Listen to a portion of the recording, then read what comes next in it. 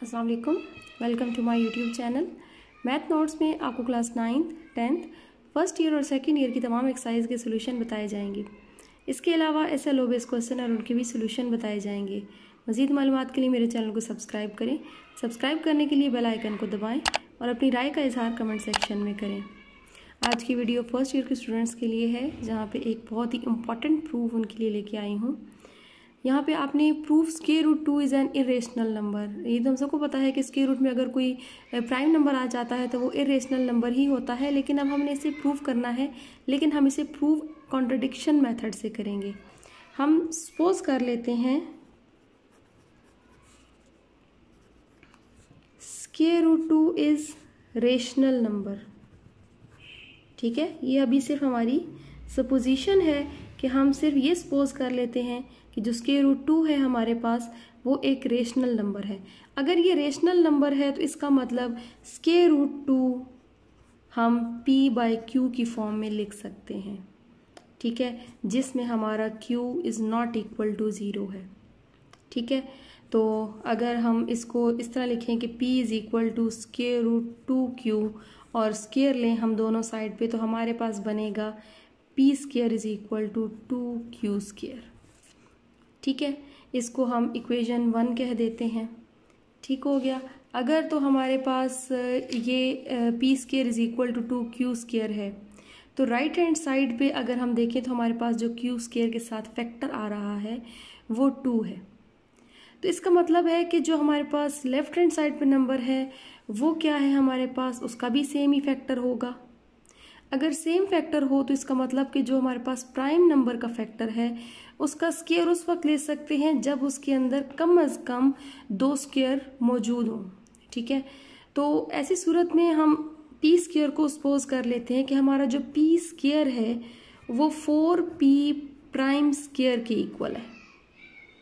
ठीक है, हमारे पास जो p स्क्वायर है हम उसको 4p प्राइम स्क्वायर की फॉर्म में लिख सकते हैं। ठीक है, तो अगर ये 4p प्राइम की फॉर्म में लिखा जा सकता है तो ये जो हमारा इक्वेशन 1 में p स्क्वायर है इसको हम 4p prime square is equal to 2q square लिखेंगे। ये हमारे पास होगी इक्वेशन नंबर 2। सेम यही फैक्टर हम q स्क्वायर के साथ करेंगे कि अगर हमारा जो q स्क्वायर है, ठीक है, यहीं पे इसको देखें कि जो हमारा q स्क्वायर है ये 2 अगर हमारा डिवाइड हो तो ये हमारे पास 2p प्राइम स्क्वायर के इक्वल हो जाता है। ठीक है, तो लास्ट इक्वेशन में हम देखेंगे जो हमारे पास लेफ्ट हैंड साइड पे 2 का फैक्टर था, सेम उसी तरह हम q स्क्वायर को क्या लिख सकते हैं, 4q प्राइम स्क्वायर लिख सकते हैं। ठीक है, अगर हम q स्क्वायर को क्या लिख सकते हैं, 4q प्राइम स्क्वायर लिख सकते हैं।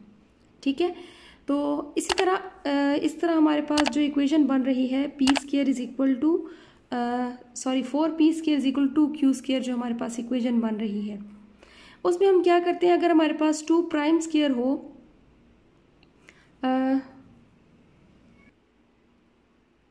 तो q square is equal to 4q prime square है हमारे पास। हम इसी इक्वेशन में, इस वाली इक्वेशन में हम ये इक्वेशन पुट कर देते हैं कि हमारे पास q की जगह पे 4q prime square is equal to 2p prime square आ जाएगा।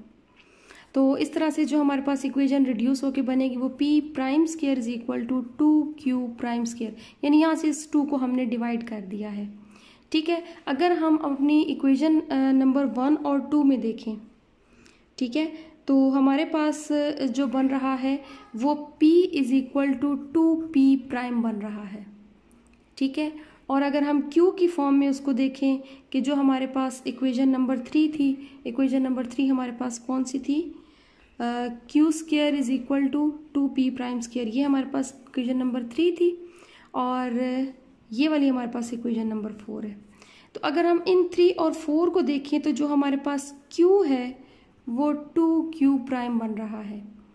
ठीक है, तो अगर हम इसको p/q की फॉर्म में लिख सकते हैं तो p/q is equal to 2p prime over 2q prime हो गए थे।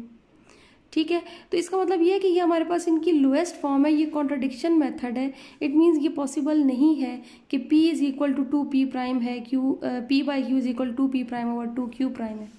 ठीक है, तो ऐसा पॉसिबल नहीं है। तो हमारे पास जो स्क्वायर रूट 2 है वो एक इर्रेशनल नंबर ही है। ठीक है, उम्मीद है आपको बात समझ आ गई होगी। कोई प्रॉब्लम हो तो आप बता सकते हैं। आज के लिए इतना ही। अल्लाह हाफिज़।